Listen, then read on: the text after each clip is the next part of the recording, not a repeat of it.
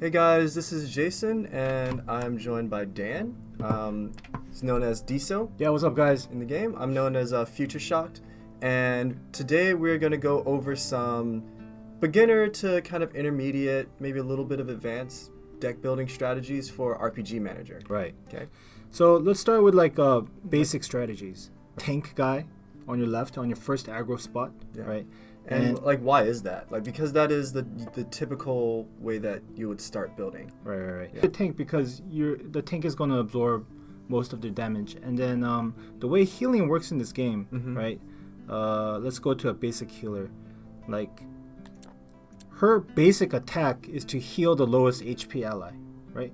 So you want to have, if you have your damage kind of spread out through a bunch of different cards, then their basic attack is only going to be able to heal one of them. So it might be better to have them all concentrated towards one guy and then just continuously heal that guy. Also, tanks naturally have better defense bonuses.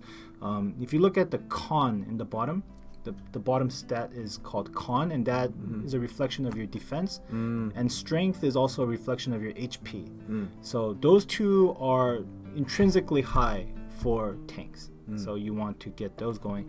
And there's another class called these sub-tankers. If you see right here, it's called healer sub-tanker. Yeah.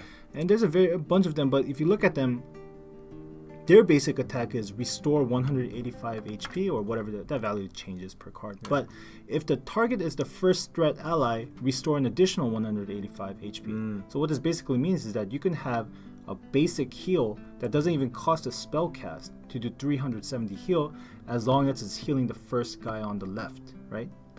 But if you don't have a tank there to kind of absorb all this damage and the damage is being spread across, then this loses 50% of its efficiency or efficacy. So I'm going to show you guys my legendary shaman card, my elf shaman, and see the synergy in their skills works like this. This skill, her special skill, right? And almost all shamans have this. So it's called survival knowledge. And if your enemy is casting a phase 1 or true nature skill, then it restores 63 HP per second over 5 seconds. Now this is not the good part of the skill. This is it's kind of like a mediocre heal that's cast over time. Now, but the second part of the skill is the good one. If an ally has any arcane buff, restores 634 HP to the target and reduces threat gain by 48% for 10 seconds. So it heals anyone that has an arcane buff. And the good thing about her is that her first skill gives an arcane buff to her entire team. And it's a 3-second cast time, so it's pretty fast, and the cooldown is really low. So it's these two skills actually work in really perfect synergy. And there are some other characters that combo well with this arcane buff. So basically it's like an arcane buff deck. This guy has a skill where he does 444 damage, right, to his same threat enemy, and then 222, so it's pretty good. And then if he has an arcane buff, he casts it twice. And if you notice this guy, he's a human warlock, subclass destruction. He has these skills that says if this card has a dark buff, cast this skill once more. These two, dark arrow 1, dark arrow 2, they can do double damage if he has dark buff. But dark buffs are harder to find, and they're harder to focus. The good thing about the arcane skill, the arcane buff, is that it hits them all at the same time. Yeah. There's a boss that I really like because there's a very clear delineation between having the right strategy and wrong strategy in fighting this boss. It doesn't even matter how much your cards are leveled up. This game does not reward brute force sing. You can't just think, okay, because I lost to this boss with my deck right now, I'm just going to go grind the crap out of this deck and come back and fight him again. Right. You're not going to see big returns on it. You're going to have to really try to reformulate your strategies, understand what that boss is doing to you. There are some bosses out there that'll be if your opponent shoots a level 1 skill, then stun them for 5 seconds. You get super punished. Yeah. So this, I totally expect to lose this fight. Now, if we look at this guy... That art is sweet, by the way. Yeah. Art is awesome. This guy, he does some crazy damage.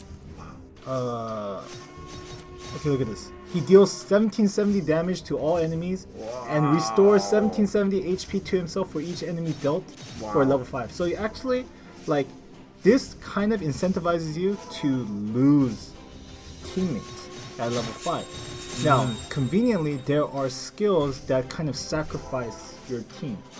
There's a skill out there, the Warlocks have it, where it's like, you know, if your partner has less than 10% HP, sacrifice him immediately, but do 1,800 damage. Right? Wow. Okay. So this setup incentivizes you to go for that. And that's really neat because you would typically see that skill and be like, why would I ever use that? Right. You know? Yeah. Right. Let's see. So, anyways, yeah, you can see me getting kind of crushed here. And I was stuck at this boss for a really, really long time. And I eventually came up with a strategy to defeat him, and I'm going to show you guys that strategy right now. This is for Forgotten Graveyard, which is the 3rd dungeon, and this is on the 10th floor. It's on normal level. And honestly, I don't think I beat him because I had legendary cards. I think I beat him because I understood what he was doing, and I used the correct strategy to beat him. So, okay, this is the example of my loss. And so what I'm going to do is I'm going to go for a deck that has 2 warriors. Now, 2 warriors, 2 tanks, they don't do a lot of damage.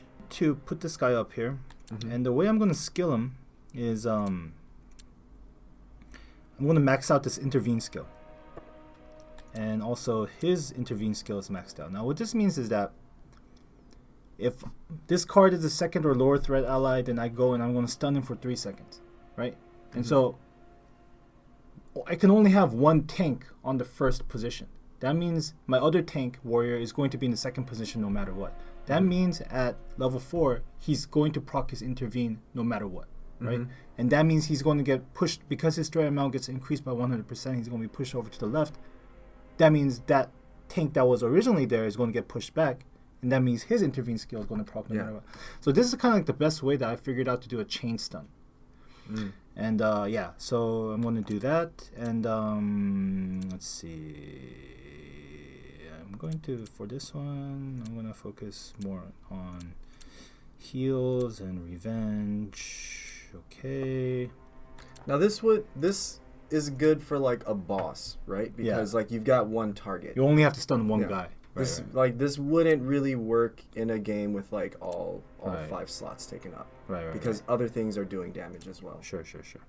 So okay, this is my my assassin, and she's a pretty awesome character.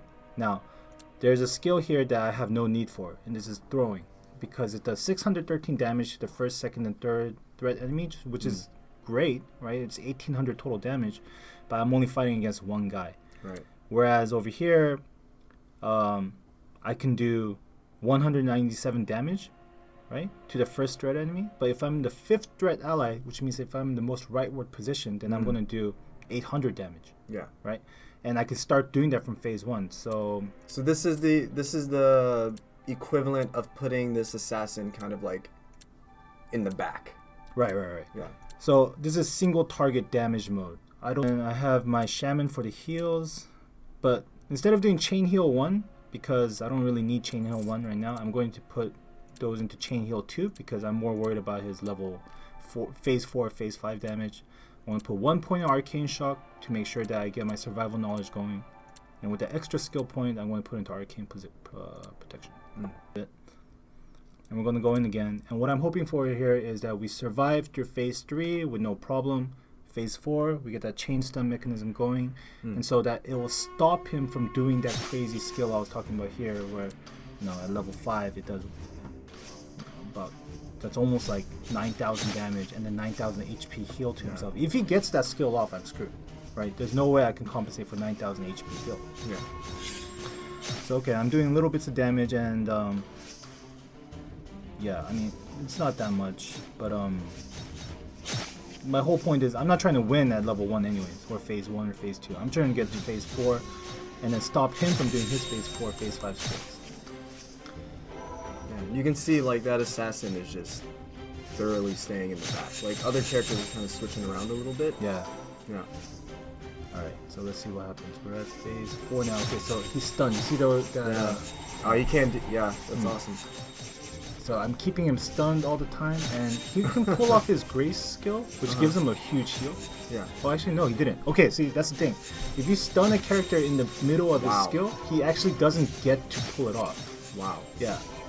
And so I'm stopping his heals from happening. So in terms of like pure damage output, my DPS output is not that great. I have better DPS heroes out there, but the stun. Yeah.